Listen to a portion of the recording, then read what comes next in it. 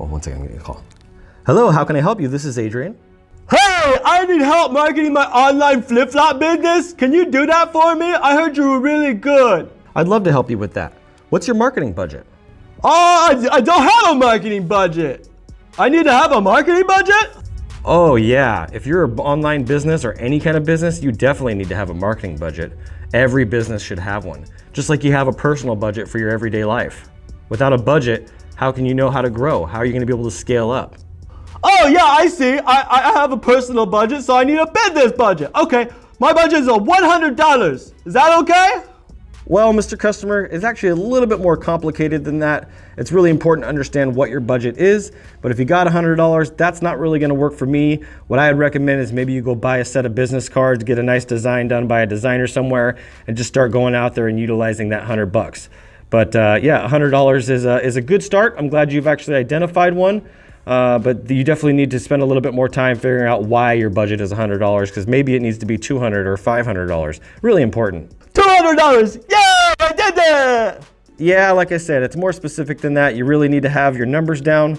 Why don't I walk you through the process and help you? Are you on YouTube? Yeah, I love YouTube! My favorite YouTubers are on there. I watch videos all the time. Well, okay, so this is what I'm gonna do. I'm gonna make a video just for you, sir. Why don't you go check out my channel? It's Adrian Graphics, and we'll go ahead and I'll explain how it all works. Thank you! I appreciate it! I can't wait! I'm gonna check it out right now! Well, just give me a few minutes. I'm gonna record it right now. It'll take a little bit to upload, but definitely check it out either tonight or first thing tomorrow morning. I hope you have a great night. Take care.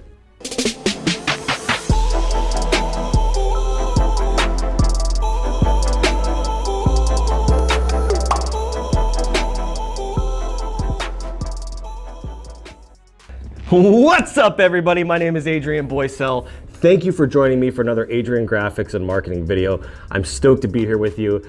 My little funny skits I like to do in the beginning, I'm trying to get better and better at them. I've been practicing. I just love to have fun, and that's one of my signature little characters that I do when I'm really struggling to figure something out technology-wise. And I know there's a lot of people that feel that way when they're doing marketing and starting to run their business. And so I help a ton of small businesses, and a lot of them give me the same answer when I ask them that question. The million-dollar question: what is your marketing budget? Do you have one? If you don't have one, you're really missing out and you're hurting your own business. Even in your personal life, you need to have a budget. You probably don't go throughout your day-to-day life without having some sort of a budget and knowing, okay, I can't go spend $500 on a new PS4, or I can't go spend $1,000 on a new toy, or I can't go buy a $5,000 watch. There are budgets that you have, even if they're not on paper, that are in your mind. It's no different than your business. You need to budget your expenses for the business expenses that you have, but you also need to budget your marketing. A marketing budget is absolutely essential to growth. A lot of people refer on all of their business growth to come from just referrals.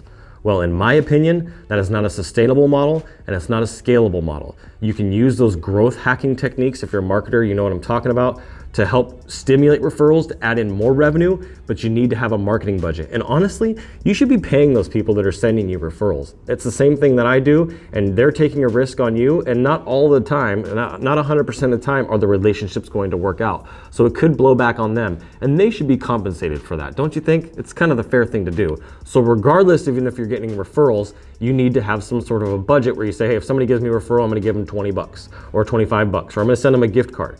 That's still a budget, but you need to lay that out and set that up front so you don't set yourself up for failure in the long term, okay?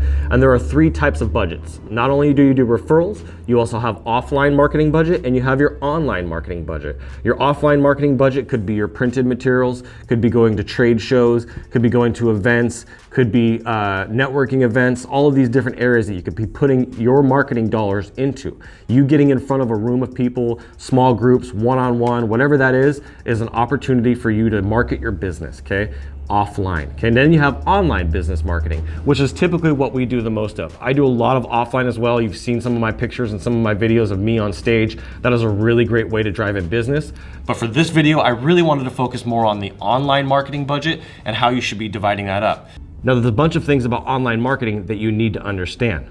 Okay, you're gonna have a branding campaign to help you really stay top of mind and reach awareness, so you can use email marketing to just constantly be sending emails. And when I say constantly, you don't wanna bug them and send them emails every day or twice a day. I'm talking 2 to 3 times a week you can send emails, and there's gonna be a cost for that email marketing software. There's gonna be a cost for pay-per-click advertising. There's gonna be a cost for lead generation. There's gonna be a cost for SEO. You're gonna have a cost if you really wanted to dive into SEO, you're gonna have a cost for links. You're gonna have a cost for blog articles and for content writing and for all the different things that you're gonna need to do to generate leads from search engine optimization. So you need to be able to understand how much you should put towards that. So I can give you a simple methodology today, and that's what this video is about, is understanding your marketing budget, but also understanding how to break that process down. Now, I understand for everybody that this isn't the same, but this is a process that I've developed over the years that has helped me understand for my clients what the marketing budget should be. All right, so let's go ahead and jump right into it. Oh, man, all right. So in order for you to have a great marketing budget for your business, it's really important that you understand what a customer is worth to you. In order to understand that, you have to know what you're charging that customer. So we're gonna use an example company for this demonstration, but I'm just gonna pick a septic company. I've used this before in other examples, but you have a septic client, okay? And let's just say you sell septic equipment. That's all you do. That's your main business. You sell septic equipment, okay? When you sell septic equipment, the average home is gonna be 3 to 4 bedrooms. So you're gonna make about $1,000 a bedroom is what you're actually gonna charge. And then out of that, you're probably gonna have like a 50% margin. So if you have $1,000 a bedroom and you have a 3-bedroom house, you're gonna have $3,000, okay? Then you're going to divide that in half, divide that by 2, and that's gonna give you $1,500, okay? Now that is your actual value of that client, because the chances of them purchasing from you again is probably 0 to none. They're probably not gonna need you again, especially since these septic systems don't fail, right? So you got a whole lifetime value for this customer since there's only one sale of $1,500. Now there's other ways to add to that value, like doing engineering and doing installation, but this for now, we'll just use as a great example. Okay, you got $1,500. Now, if you're going to have a marketing budget of 10%, which is typically what I say to my clients is what they should have, that's $150 is what you're gonna be willing to spend to acquire a new customer, okay? So if you're gonna have a marketing budget of 10%, you got $150 to acquire customers. How many customers do you need in a month to pay your bills? Well, I'm guessing after you subtract that, you got $1,350. You gotta understand, and I usually work backwards in this, but you gotta understand what your sales goal is. So if we were to do the math, and I'm not the greatest mathematician by any means, but if we were to do the math and I were to pull this up, let's just say I needed to make $20,000 a month. I'm gonna divide that by $1,350. That means I need 14 sales to make $20,000 a month. Now, obviously I have taxes and other things that are gonna come out of that, but that's gonna be what I need to make to generate $20,000 a month in profit, okay? So I need 14 sales.